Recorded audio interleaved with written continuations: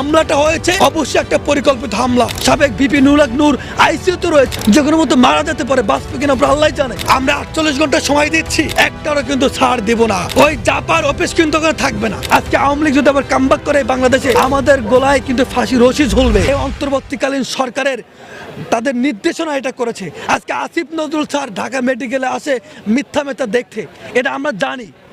তাদের নেতৃত্বে আজকে গণ অধিকার পরিষদের নেতাকর্মী 200-300 নেতা কর্মী আজকে ঢাকা মেডিকেল সহ বিভিন্ন মেডিকেলে আহত ভর্তি রয়েছে। ডাকসুর ভিপি সাবেক ভিপি নুরুল হক নূর আইসিইউতে রয়েছে, তার জীবন মৃত্যুর সংকেত ধরে, যে কোনো মতো মারা যেতে পারে, বাঁচবে কিনা আল্লাহ জানে। আজকে তাকে কিভাবে মারধর করা হয়েছে আপনার বলেন, কিভাবে মারছে? আজকে আসিফ নজরুল ঢাকা মেডিকেল আসে দেখতে, তাকে যে রক্তের উপর দাঁড়িয়ে তিনি যে ক্ষমতা পেয়েছে, সেই ক্ষমতা